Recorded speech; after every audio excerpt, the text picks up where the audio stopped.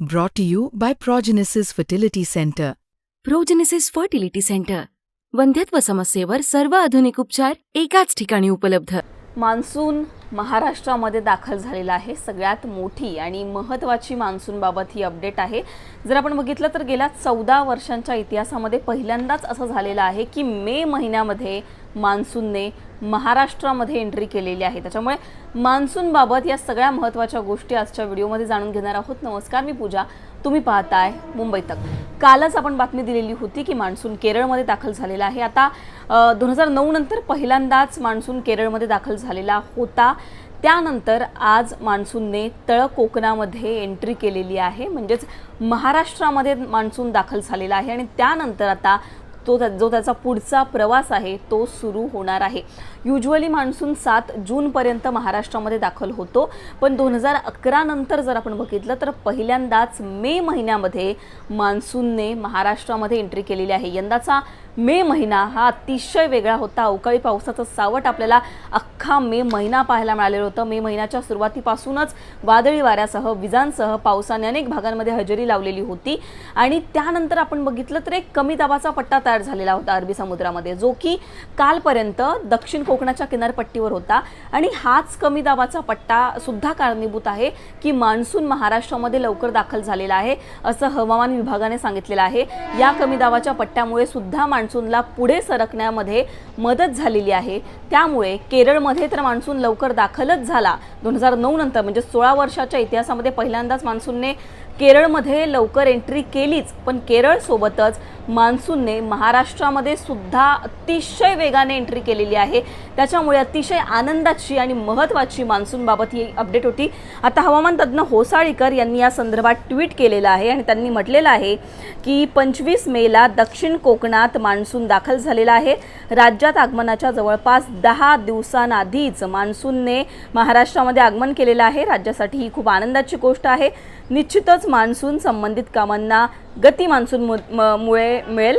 राज्यात मान्सूनच्या पुढील आगमनासाठी अनुकूल परिस्थिती आहे. आता त्यांनी एक चार्ट सुद्धा इथे जो आहे तो ट्विट केलेला आहे आणि याआधी कधी कधी मान्सून म्हणजेच कुठल्या वर्षी मान्सून कोणत्या तारखेला महाराष्ट्रामध्ये दाखल झालेला होता हे त्यांनी सांगितलेलं आहे. 2011 मध्ये जर आपण बघितलं तर 3 जूनला मान्सून महाराष्ट्रात दाखल झालेला होता. 2012ला 6 जूनला, 2013ला 4 जूनला, म्हणजे 2016 जर आपण बघितलं तर 19 जूनला जरा लेट दाखल झालेला होता.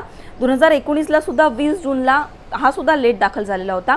पण हे सगळे जर तुम्ही वर्ष बघितले तर पहिल्यांदा असं झालेलं आहे 2025 मध्ये की मे महिन्यामध्येच मान्सूनने महाराष्ट्रामध्ये हजेरी लावलेली आहे. मान्सून महाराष्ट्रात दाखल झालेला आहे. बघा आता इकडे 2025 तुम्ही बघितलं तर 25 मेलाच मान्सून महाराष्ट्रात दाखल झालेला आहे.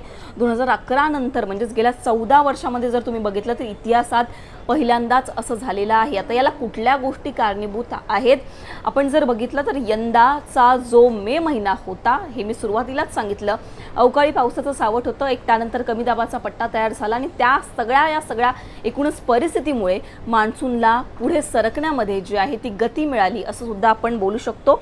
आता सिंधुदुर्गामध्ये मान्सून दाखल झालेला आहे. एक इमेज तुम्हाला दिसेल, ही जी ब्लू कलरची लाईन आहे, हा जो ब्लू कलरचा ॲरो आहे, तुम्हाला दिसेल की तळ कोकणामध्ये हा मान्सून दाखल झालेला आहे, जे की इथे 10 तारीख दिलेली आहे. म्हणजेच 5 तारखेला मान्सून जर तुम्ही बघितलं तर कर्नाटक जो तुम्हाला दिसतोय वरचा भाग त्या भागामध्ये दाखल झालेला आहे. इथे आपल्याला दिसतंय की ती शक्यता आहे.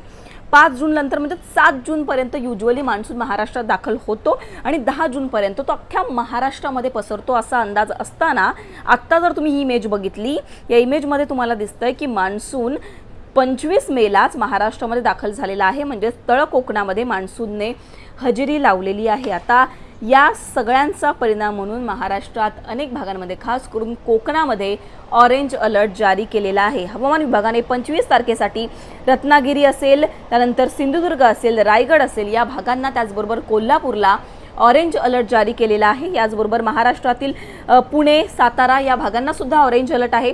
विदर्भ असेल, मराठवाडा असेल, उत्तर महाराष्ट्रातील सुद्धा सगळ्या जिल्ह्यांना येलो अलर्ट जारी करण्यात आलेला आहे. 26 तारखेला सुद्धा रत्नागिरी, रायगड, सिंधुदुर्ग, कोल्हापूर आणि सातारा या भागांना आपल्याला ऑरेंज अलर्ट पाहायला मिळतोय. त्याच्यामुळे अतिशय आनंदाची आणि महत्त्वाची ही बातमी आहे. मान्सून महाराष्ट्रामध्ये दाखल झालेला आहे आणि पुढच्या काही तासांमध्येच हा मान्सून अख्ख्या महाराष्ट्रामध्ये आगीकूच करू शकतो. पुढच्या 2 दिवसांमध्ये संपूर्ण महाराष्ट्रामध्ये आपल्याला मान्सूनच्या सरी पाहायला मिळणार आहेत, पाऊस पाहायला मिळणार आहे आणि हा अवकाळी पाऊस नसणार आहे. त्याच्यामुळे या पावसामुळे कुठलाही धोका नसणार आहे. उन्हामध्ये जो पाऊस पडतो त्या पावसामुळे धोका निर्माण होतो, पण हा जो मान्सून आहे त्याच्यामुळे हा जो नैऋत्य मान्सून आहे या पावसामुळे महाराष्ट्रात शेतकरी असतील किंवा ओव्हरऑल महाराष्ट्रातल्या हवामानासाठी एक आनंदाची बातमी आहे. कारण या पावसामुळे महाराष्ट्रातील जे काही शेतीची कामं असतील, पेंडिंग कामं असतील, ती सगळी तुम्ही पूर्ण करू शकता.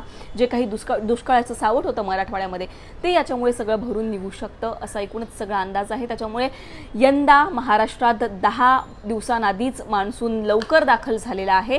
शेतकऱ्यांसाठी आनंदाची बातमी आहे. तुम्हाला आणखीन काही या सगळ्यांबद्दल प्रश्न असतील तर ते तुम्ही कमेंट सेक्शनमध्ये मांडू शकता. तुमच्या भागामध्ये सध्या काय परिस्थिती आहे, तिथे कशा प्रकारचं वातावरण आहे हे सुद्धा कमेंटमध्ये सांगायला विसरू नका. मुंबई तकला जर तुम्ही सबस्क्राईब केलं नसेल तर सबस्क्राईब करायला विसरू नका. हा व्हिडिओ पाहिल्याबद्दल धन्यवाद.